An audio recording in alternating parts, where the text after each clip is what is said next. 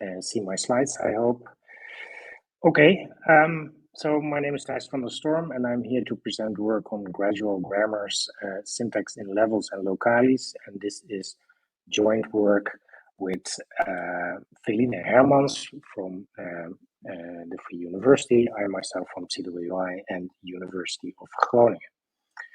Okay, so to give a bit of context, this work is inspired by a programming language called Hedy that you might have heard about.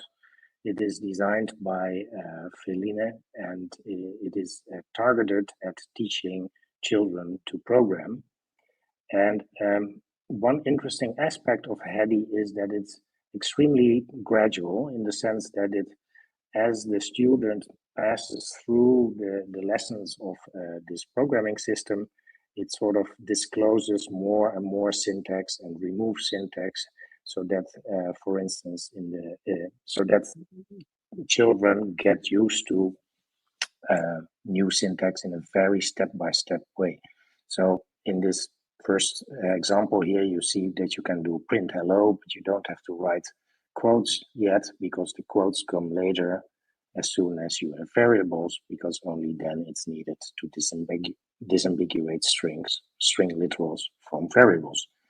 And this goes on and on up till, well, I think at the time of writing the paper, there were 19 levels, all having sort of variants of the different syntax, and then you, at the end, you have a subset of Python. So that's one aspect of this language, and the other aspect is that it's also being translated. So here at the top you see this button called English.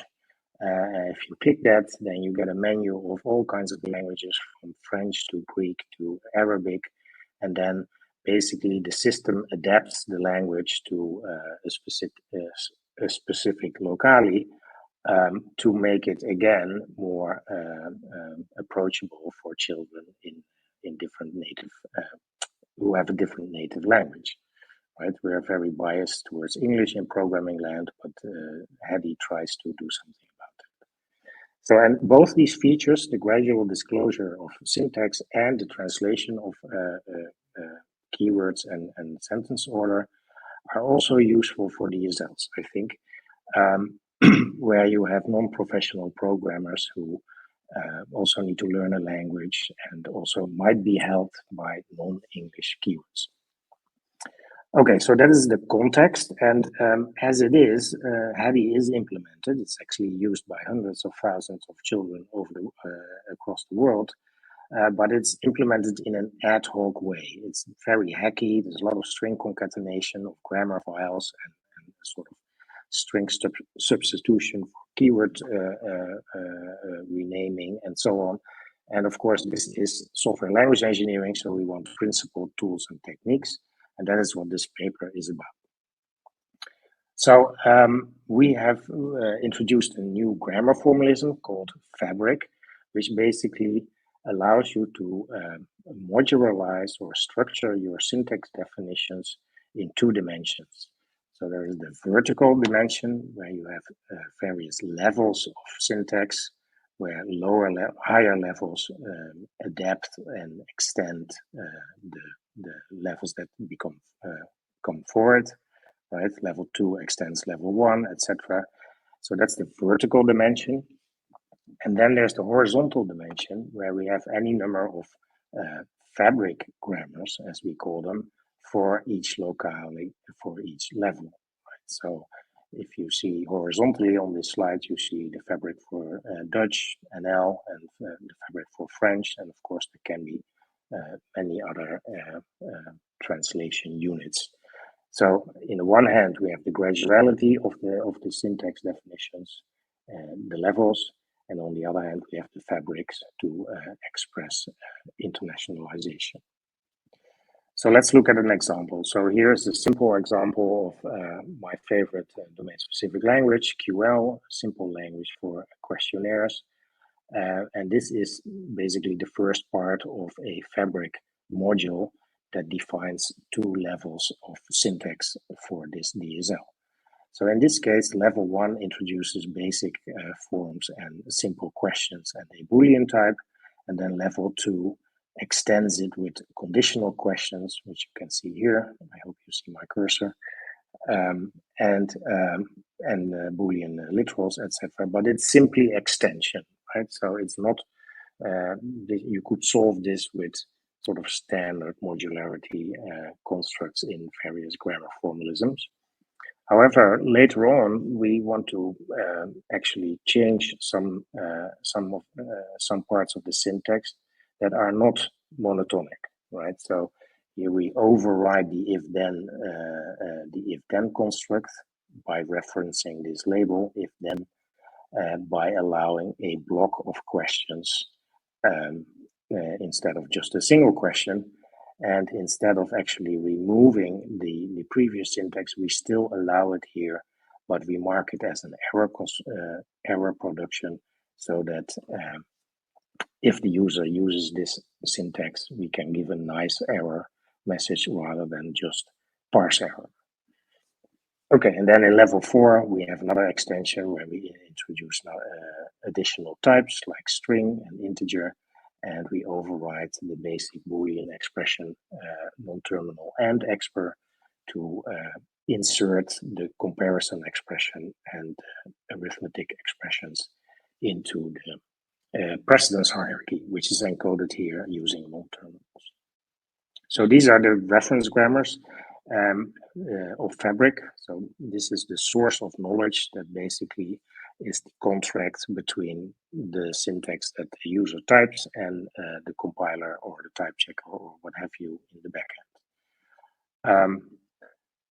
Currently, this system is implemented by on top of the LARK parser generator, and basically the Fabric compiler itself flattens these levels in the Fabric file and generates then sort of flat LARK files, which you see here for each level, right? So level 1, level 2, level 3, and 4.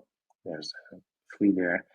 And apart from the override features that I shown and the error marking, we also have a directive deprecate, which means don't remove, but give a warning to the user about this will be removed in the future. And then there's also a hard remove where you really remove syntax, because sometimes depending on the backend parsing technology, you actually need to remove syntax in order to have to obtain a valid parser, for instance, to avoid ambiguities or shift-reduce conflicts.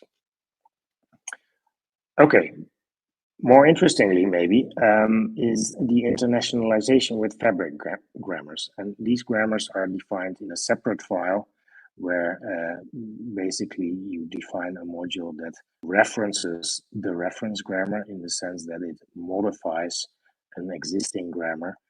And then it consists of a set of leveled sort of production patterns that are matched to the original productions based on their production label. So this form definition here. Can you hear us? Yes. There seems to be some interruption in your microphone. I don't know if it's the Wi-Fi or the microphone itself, but over the last minute or so, the quality of the audio is degraded. Okay, is it now better?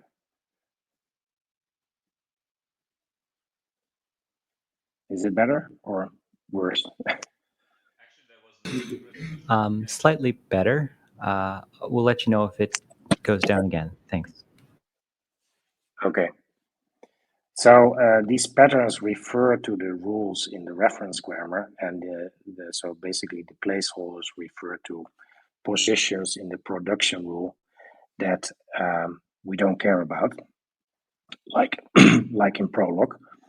And this can be used to do basic keyword renaming. So for instance, here we translate the form construct, the first keyword of a questionnaire form to the Dutch variant formulier, and the rest remains the same. So that is sort of the basic keyword renaming, not very interesting. However, we can also swap around certain children of the eventual abstract syntax trees in order to make a more natural sentence order for this locale.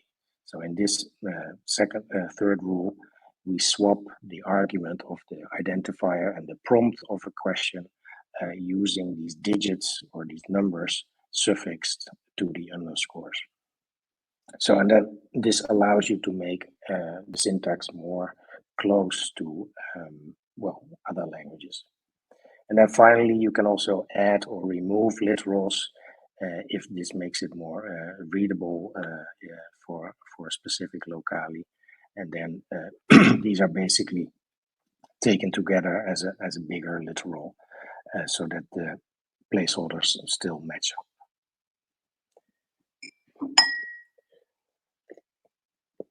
Okay, and then we have any number of these locales or these fabric grammars, and then we sort of merge them with the reference grammar. We call this stitching a fabric grammar, and that is basically simply matching these production patterns to the actual productions, and then and then generating the LARK file.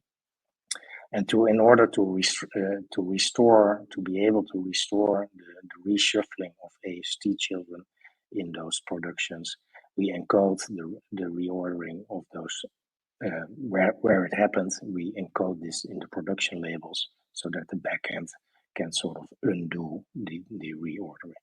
So, in a certain sense, this can be seen as a kind of aspect weaving or CSS styling, except for grammars. So the fabric system is a standalone system, right? It's an external DSL. It's implemented in Rascal and it compiles to LARK code. However, I'm also in the business of language workbenches, and I think that language workbenches offer all kinds of nice services for building compilers, etc. And I would like to be able to reuse them. Well, for those of you who know me, I'm part of the Rascal team, my favorite language workbench. So we also investigated to how to simulate these leveled grammars and these fabric grammars in Rascal. Turns out you can use Rascal's modularity features based on extend simply to encode these levels in separate modules, and then postpone basically the semantics of override and error and deprecation to after parsing, where we can disambiguate an ambiguous parse first, if any, according to the grammar annotations. So Rascal is based on generalized parsing, so we can always have an ambiguous parse first. And by embedding these annotations like override and error inside the grammar, we can recognize them in the parse tree and filter accordingly. Again, more interesting, we also can simulate fabric grammars in Rascal. Here you have a variant of the QL fabric. The only difference, more or less, is that we use an X as a placeholder because the single underscore is not allowed in Rascal. And this is then sort of a separate grammar that is only a specification of a fabric. You cannot parse anything with it because X is nowhere defined. However, what you can do in Rascal is that you use grammar reflection, right? So reflection, like in Java, you do foo.class and you get a value representing a class. We have a similar mechanism in Rascal to get a value representation of a type, and grammars also represent types. So then we can analyze these grammars and do the stitching basically onto the reference grammar. And then if we have this internationalized grammar and we parse source code with it, then we can untranslate the resulting parse trees basically back to the parse tree that conforms to the reference grammar, so that the original tools, type checkers, compilers, etc., are reused. Okay, quickly about how this works. So here's an overview of this grammar stitching process. So we have a reference grammar indicated by this overline. We have a fabric grammar called fabric. The subscript with L means locally, so this is for Dutch or French or whatever. And then we take the grammar and the fabric grammar, stitch it, and we get a grammar for the locale that we want. Well, if we have that, then we can parse source code that is written in that specific locale using that grammar, and we get a parse tree over this locale, for instance, Dutch QL. Oh. And then finally, we can actually unravel, so the untranslating is called unravel this parse tree using the specification of the fabric grammar and the reference grammar to obtain a parse tree that is structured as if it was parsed using the reference grammar. And that one goes further down into the compiler and the type checker and all the other backend stuff. So this allows us to offer a localized, internationalized syntax to users of DSLs, but already maintaining a single implementation of the language through this unraveling. Okay, so how did we evaluate this? Well, we did a case study with Hedy Prime. So Hedy Prime is a special variant of Hedy that we used because the existing implementation had so many LARK specific idiosyncrasies that we may clean it up a little bit and sort of reproduce 10 of the levels of Hedy in the fabric formalism. And then we sort of observed how many of these features like override and remove and error were used. So that was used using the actual fabric system, the standalone formalism. We also evaluated the Rascal embedding using a DSL made by a former colleague called Rebel2, which is a state-based DSL for modeling financial systems. And we implemented this in Rascal using this fabric encoding. And then we allowed the users, well, we translated ourselves a couple of examples from Rebel2 into Dutch. You can see that here on the left. And then we parsed it, and then we unraveled it, and we got the original source code back. So this is also nice that you see the source code here, because most of the language tooling we develop in Rascal is based on concrete syntax trees.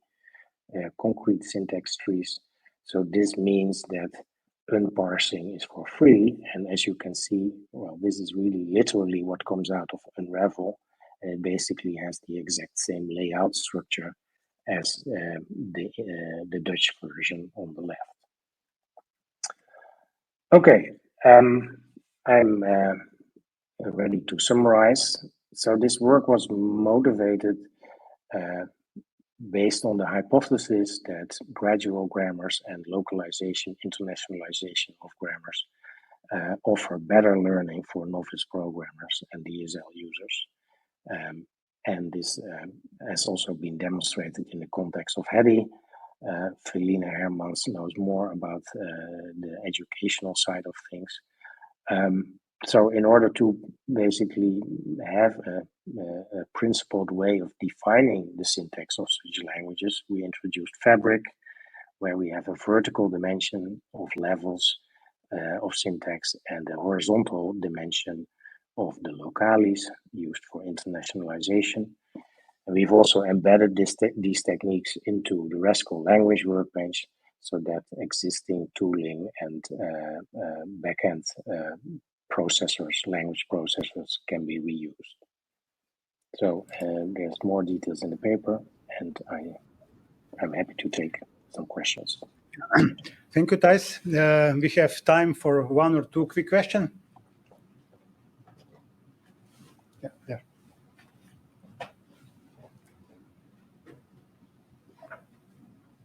Hey, thanks for the talk.